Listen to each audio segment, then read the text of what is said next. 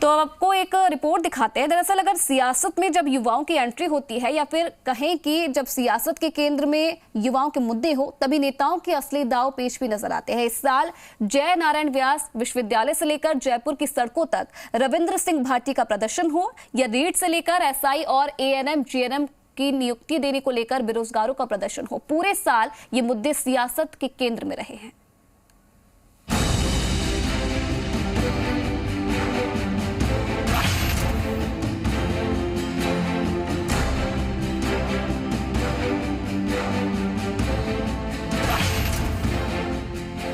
दो 2021 में युवाओं ने सूबे की सियासत को अपनी ताकत का खूब एहसास करवाया।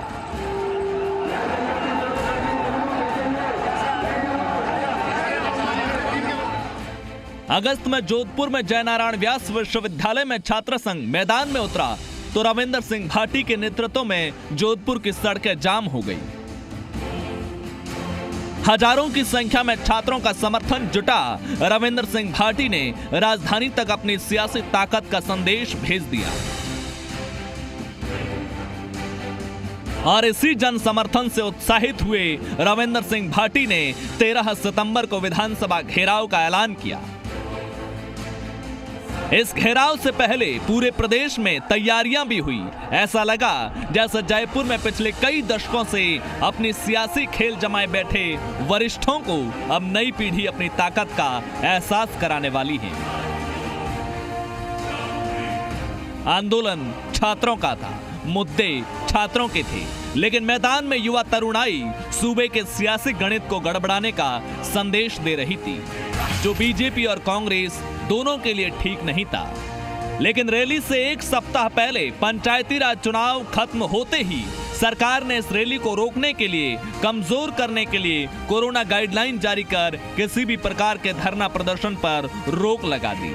बदली रणनीति के साथ आंदोलन की दिशा बदली, कम संख्या के साथ ही सही, लेकिन 13 सितंबर को विधानसभा घेराव हुआ और आश्वासन के साथ प्रदर्शन खत्म हुआ।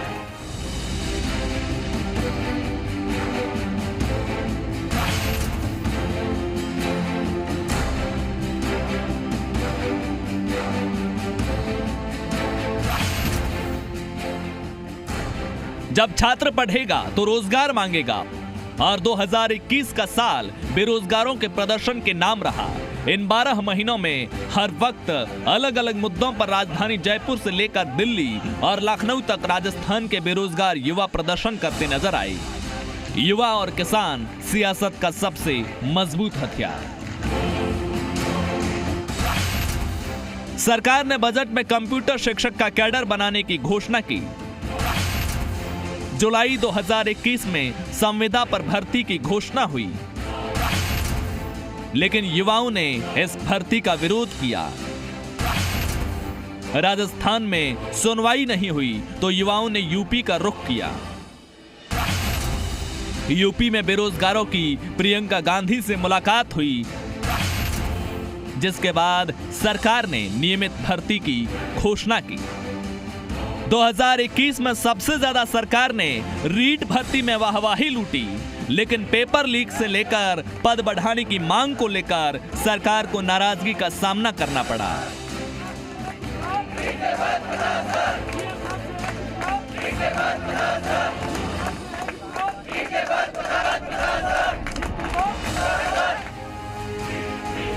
किरोड़ी लाल मीणा के नेतृत्व में पहले तो युवाओं ने प्रदर्शन किया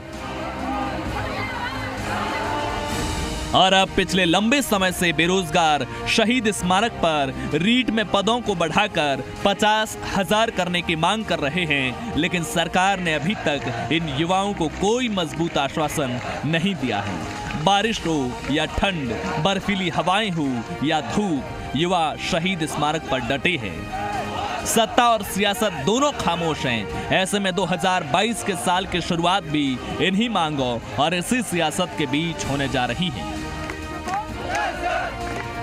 ललित वर्मा के साथ ब्यूरो रिपोर्ट, जी मीडिया।